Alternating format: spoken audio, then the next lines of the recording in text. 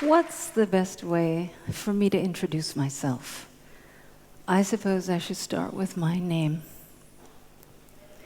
Como muchos aquí, yo tengo un nombre que da cuenta del cruce de culturas diferentes.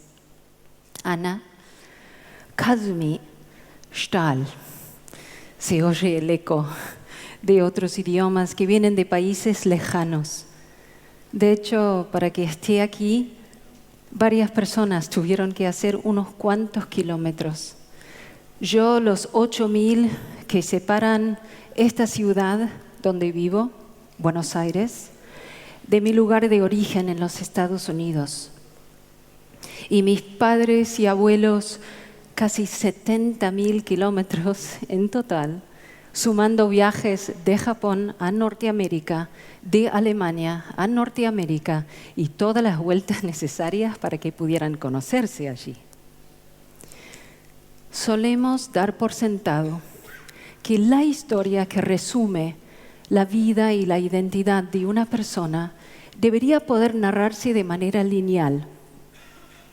Pero en eso ignoramos el azar, que es tan determinante en nuestras vidas. Como ejemplo puedo desglosarles mi nombre. No es Ana con una N, como en español, sino con dos porque es la versión en alemán. Sería normal pensar que me lo pusieron por una abuela valiente, entrañable. Sería la historia lineal, juntando puntos distantes para armar un sentido, para construir una identidad multicultural, multigeneracional.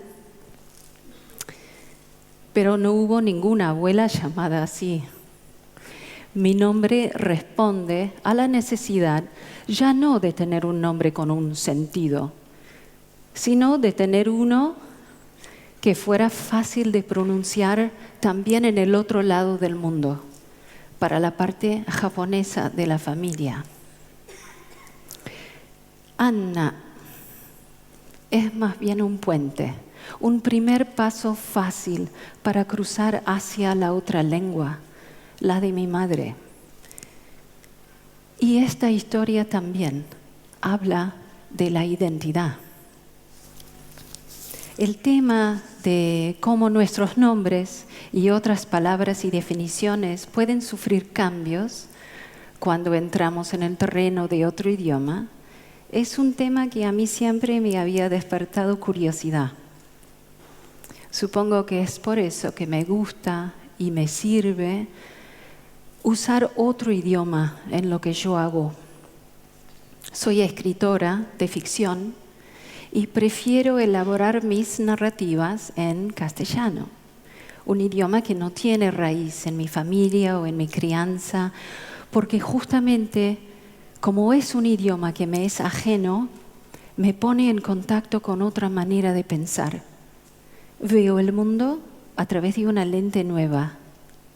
Hay una distancia, pero esa distancia justo me permite notar cosas que antes hubiera pasado de largo y ofrece nuevas posibilidades, como por ejemplo la posibilidad de reformular la frustración ante una demora inesperada, que en mi idioma es to kill time, matar el tiempo, por una posibilidad más positiva, la espontaneidad potencialmente creativa que está en la versión en castellano. Hacer tiempo, hacer algo con ese rato libre y ya no verlo como tiempo muerto. En mi literatura me gusta explorar esto de los límites en las palabras y las expectativas, las idealizaciones que sostenemos en relación a esa dimensión. Para mi novela Flores de un solo día escribí un personaje que encarna esa problemática.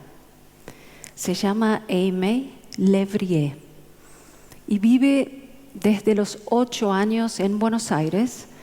De lo que pasó antes no recuerda mucho, pero no le importa. Ella hace su vida hacia adelante, construyéndose sobre la base de lo que puede decir y definir a partir de ahora.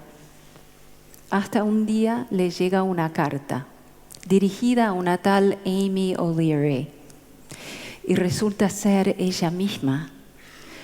Es decir, ambos nombres están bien, se refieren a ella, solo en zonas distintas del mundo, en otros idiomas y bajo autoridades diferentes. Ante este enigma, el personaje sale a buscar, a investigar la historia lineal detrás de cada uno de esos nombres, como si eso le fuera a dar alguna realización mayor. Es que ella idealiza esa posibilidad y en eso no ve que lo narrable, lo definible, es solo una parte de la cuestión. Lo curioso es que mientras yo escribía a Aimé, esta figura que representa la creencia exagerada en la capacidad de las palabras, había otro personaje secundario que iba cambiando, creciendo, llamándome cada vez más la atención. Es Hanako. Trabaja con flores, hace ikebana, arreglo floral tradicional en Japón, y no habla. No puede hablar por una lesión cerebral que sufrió de chica, pero también en algún lugar, quizás porque no quiera. Es que no lo necesita. Y eso fue un descubrimiento muy grato para mí. Escribiéndola pude ver cómo ella, sin usar ninguna palabra, vive conectada con las cosas que las palabras pretenden captar y definir. Ella transmite todo lo que percibe, todo lo que le importa a los de su entorno sin decir nada. En sus manos, las cosas pequeñas revelan su gran valor, con una riqueza casi opulenta por cómo ella las experimenta, cómo ella las disfruta, y eso lo comunica. Lavar una manzana y sentir la cáscara y la piel propia unirse bajo el chorro de agua. Cortar la fruta y recibir ese primer aroma punzante, dulce y ácido a la vez. Hanako ofrece eso y lo hace a través del silencio, su silencio, que es expresivo. Y en eso ella exige de los demás otra dimensión de sensibilidad.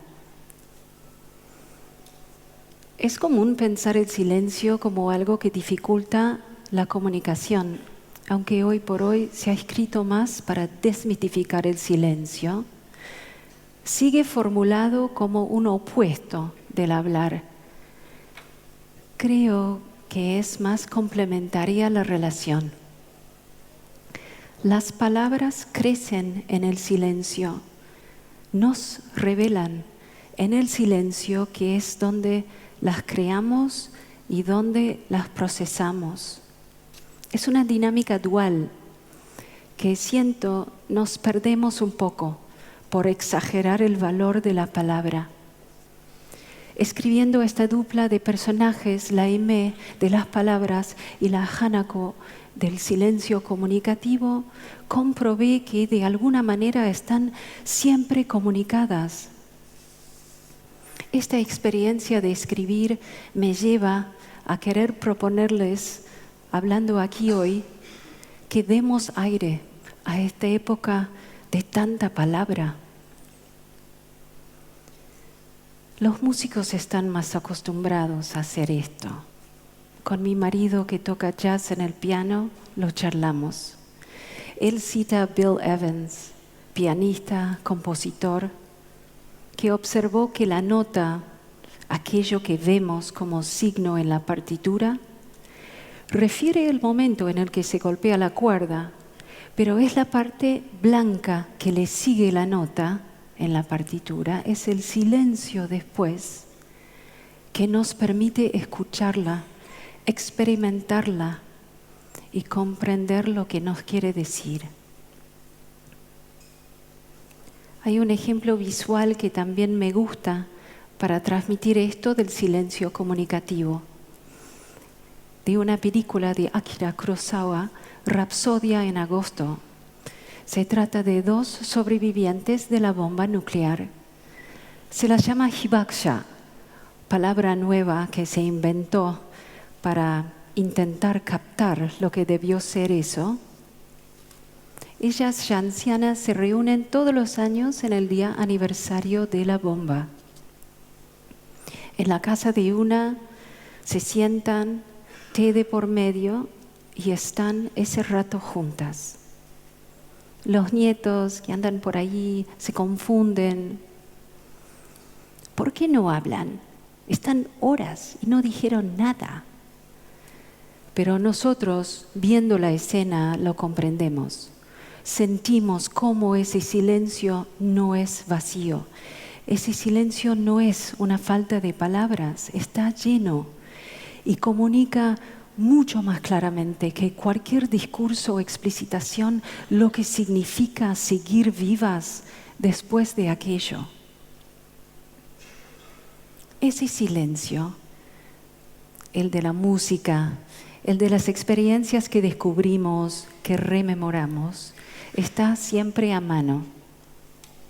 En mi novela me sorprendí de encontrarla porque en el afán de proseguir con las palabras no la había apreciado al comienzo.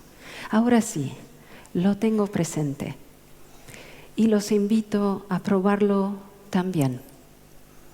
Ahora, hagamos una experiencia de 10 segundos. Ofrecemos un silencio y nos escuchamos el silencio nuestro, entre todos que estamos aquí, en un día como este, con ideas, tantas ideas en el aire.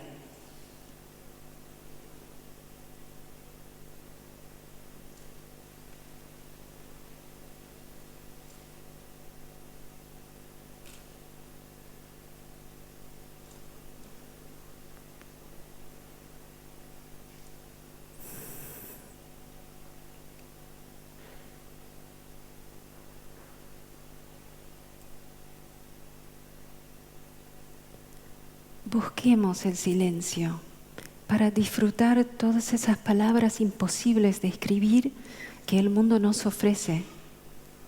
Muchas gracias.